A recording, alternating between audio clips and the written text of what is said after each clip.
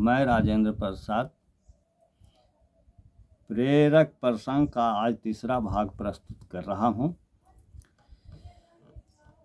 विज्ञान के सदुपयोग से लाभ और दुरुपयोग से हानि होती है। वर्तमान पूंजीवादी व्यवस्था में विज्ञान का बहुत अधिक दुरुपयोग हो रहा है। एक तरफ श्रमिक जीवन से संघर्ष कर रहा है तो दूसरी तरफ पूंजीपति वर्ग मंगल और शुक्र ग्रह पर जाने में अपरिमित ईंधन और धन को खर्च कर रहा है। पूंजीपति वर्ग अपनी हिफाजत के लिए बहुत अधिक दूरी तक मार करने वाले शस्त्रों का इजाद कर रहा है। आज संसार में अनेकों देश घर बैठे बटन दबाकर एक दूसरे को तहस नहस कर देने के लिए परमाणु शक्ति का आविष्कार कर चुका है। शेष देश भी इसकी तैयारी कर रहा है। द्वितीय विश्व युद्ध के समय हिरोशिमा और नागासाकी पर किए गए बमों के विस्फोटों के दुष्परिणाम को भोग चुके हैं। उस घटना ने संसार के लोगों को बहुत बड़ा सबक दिया है। फिर भी हम स्वार्थवश गलत कार्य करने से बाज नहीं आ रहे हैं। मानो एक कुत्ते को जब दूसरा कुत्ता खदेड़ता है तब वह दांत निपोड़कर उसका मुकाबला करता है। संसार में हर एक देश एक दूसरे को कुत्तों की तरह दांत निपोड़कर अपनी शक्ति का एहसास करवा रहा है। हमें प्राचीन काल के विज्ञान की उन्नति का इतिहास ग्रंथों से मिलती है। ग्रंथों से यह पता चलता है कि अनेक शस्त्र ऐसे थे जिससे सृष्टि का विनाश होना संभव था।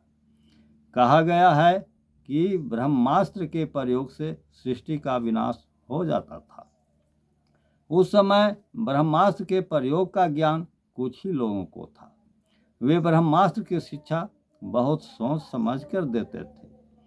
उस समय ब्रह्मास्त्र की शिक्षा धैर्यवान, साहसी, दयालु और क्रोध पर विजय प्राप्त करने वालों को दी जाती थी।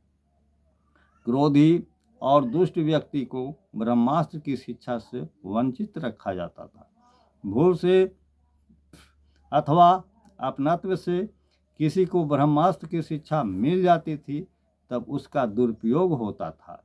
ऐसा ही घटना का उल्लेख महाभारत काल में किया गया है। कुरुक्षेत्र का मैदान रक्त रंजित हो चुका था। मनुष्यों के पार्थिव शरीर को कुत्ते, गिद्ध, सियार आदि पशु पक्षी नोच नोच कर खा रहे थे। वे लोग महापर्व मना रहे थे। रक्त के पनाले बह रहे थे। महासंग्राम हो चुका था। दुर्योधन की जांघें टूट गई थी।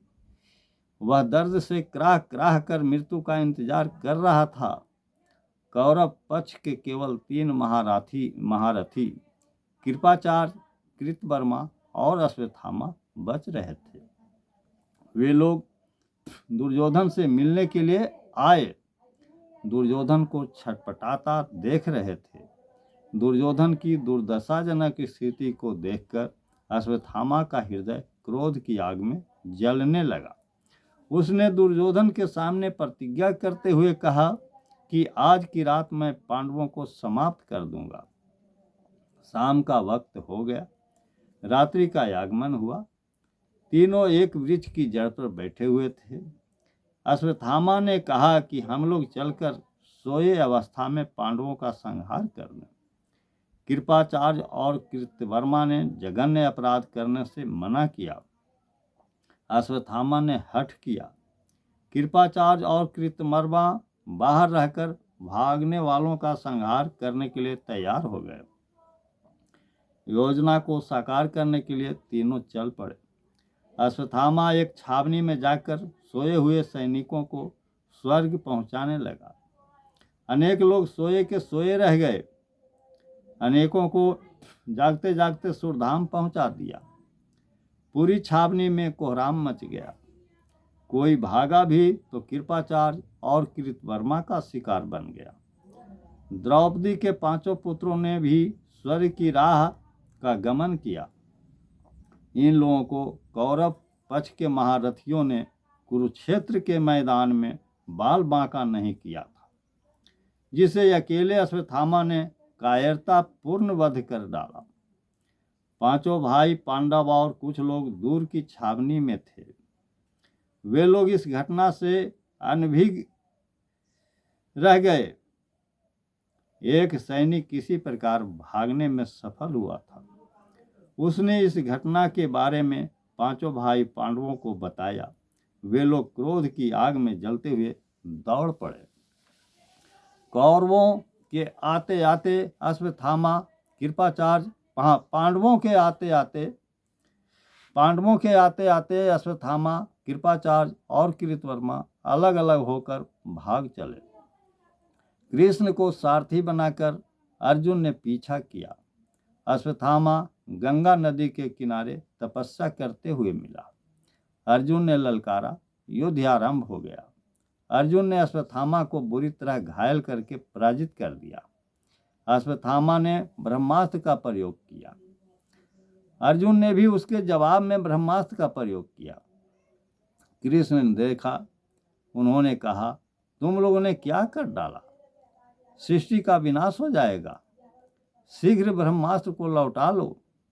अर्जुन ने अपना ब्रह्मास्त्र लौटा लिया।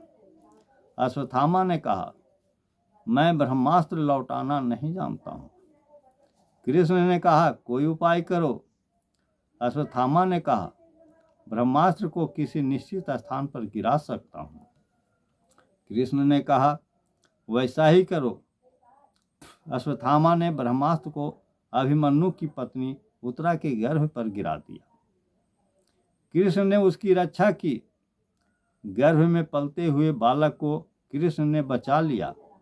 अर्जुन ने कहा, अश्वत्थामा, तुमने जघन्य अपराध किया है। तुम जीवित छोड़ने के लायक नहीं है।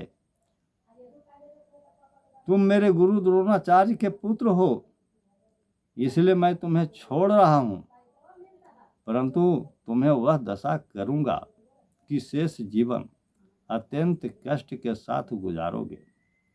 अर्जुन ने ऐसा कहकर उसके मस्तिष्क से मणि को निकाल दिया। अश्वत्थामा कष्ट से बेचैन हो गया। उसकी स्थिति मृत्यु से अधिक बदतर हो गई। हम गहराई से मनन करें। धन की तृष्णा में जलकर असंख्य लोग स्वाहा हो गए हैं। हम धन के कारण लड़ाई करते हैं। लड़ाई में पान फूल नहीं बरसता है। लड़ाई हमें विनाश की ओर ले जाता है। धन के कारण हर एक देश अपनी सुरक्षा के लिए करोड़ों अरबों रुपये खर्च करते हैं। ये रुपये श्रमिकों की गाढ़ी कमाई का अंश होता है। हमारा विज्ञान सृष्टि विनाश की ओर अग्रसर है। हम लोगों को इस पर अंकुश लगाने की जरूरत है। हम लोग मानव हैं। हमें मिलजुल कर रहने के लिए समुचित व्यवस्था की जरूरत है। संसार का मानव एक हो जाए तो विश्व एक देश बन जाएगा। विश्व एक देश के रूप में परिणत हो जाएगा। तब सैन्य बल की जरूरत नहीं होगी। इस पर निरर्थक खर्च करने की जरूरत नहीं रहेगी। सृष्टि विनाशक परमाणु हथियारों की जरूरत नहीं पड़ेगी। सभी मिलकर सृष्टि को बचा लें। एक दूसरे की आलोचना में अपना मूल्यवान समय को गंवा देते हैं। हम एक दूसरे की आलोचना करके समाज में प्रतिष्ठा बनाने की कोशिश करते हैं। हम प्रतिष्ठा बनाने के फेर में खुद अपनी प्रतिष्ठा गंवा देते हैं। हमें अपने मूल्यवान समय को बचाकर मानव कल्याण में समर्पित करने की जरूरत है। हमें ऊर्जा को अपव्यय करने से बचना चाहिए। ऊर्जा स्रोत के निर्माण में काफ़ी समय लगता है, जैसे कोयला, पेट्रोलियम इत्यादि। हमारी आयु 58 वर्ष से पार हो गई है, तब हम में एक ऊर्जा का निर्माण हुआ है, जिसके बल पर पुस्तकों का लेखन कार्य आरंभ किया है। मुझे पूर्ण विश्वास है कि मेरी पुस्तकों से संसार के मानव समाज का कल्याण होना निश्चित है। मुझे केवल आप सबों का सहारा चाहिए। मेरी आलोचनाएं न करके त्रुटियों को सुधारने की दिशा में कार्य करें। हमें आप सबों से यही आशा है। जब तक हम एक दूसरे की सहायता नहीं करेंगे तब तक मानव समाज का कल्याण असंभव है। दिनांक 9/5/11 को मैं पटना के अन्य मार्ग में बिहार राज्य के माननीय मुख्यमंत्री श्री नीतीश कुमार के जनता दरबार में जा रहा था। तब आर ब्लॉक के कुछ पूर्व में ही करीब 22 वर्ष का एक लड़का मिला। कुछ अंधेरा था। मैंने उससे जनता दरबार में जाने का मार्ग पूछा। उसने कहा, मैं आगे तक चलता हूँ, बता दूंगा। कुछ देर में आर ब्लॉक पहुँच गया। मुझे चाय पीने की आदत नहीं है, परंतु पेट शून्य था। पेट शून्य का कारण था दोनों पुस्तकों की पांडुलिपियों की प्रति छाया कॉपी करवाकर पुस्तक का शक्ल देने के लिए एक दिन पूर्व ही पटना आया था। रात्रि का समय पटना जंक्शन के बाहर पार्क के बेंचनुमा स्थान पर बिताया था। लग रहा था अब नहीं चला जाएगा। कंठ सूखने लगा। एक स्थान पर कुछ बिस्कुट थे। चाय तैयार था। एक बिस्कुट खाकर पानी पिया। उसके बाद चाय पीकर आगे बढ़ा। वह लड़का मेरे साथ था।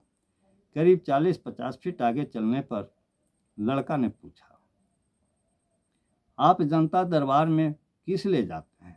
मैंने कहा, इन दोनों पुस्तकों को देने के लिए। उसने पुस्तकों को देखने की इच्छा जाहिर की। कुछ देर के लिए सड़क के किनारे ऊंचे मार्ग पर दोनों बैठ गए। उसने पुस्तकों को देखकर कहा, आपने गणित में शोध किया है। मैं भी एक प्रश्न बताता हूँ, इस पर शोध कीजिएगा। उसका प्रश्न था, एक विद्यालय में पूरब से एक झुंड बच्चे आए, पश्चिम से 1.5 गुना, उत्तर से 2 गुना और दक्षिण से मात्र 1। पहले से कुछ बच्चे हैं, सब मिलाकर 100 हो जाते हैं। उसने अपना फ़ोन नंबर देते हुए कहा, शोध करके प्रश्न को हल करने के बाद फ़ोन पर बताइएगा। वह प्रश्न मेरे लिए प्रेरक बिंदु बना। उसे हल करने के तरीके पर शोध किया। उसके बाद फ़ोन करके उसे बताया। वीडियो अभी भी प्रेरक प्रसंग लंबा हो रहा है, इसलिए तीसरा भाग मैं यहीं पर प्रेरक प्रसंग का समाप्त करता हूँ। शेष भाग अगले वीडियो में। जय हिंद, जय भारत, जय सनातन।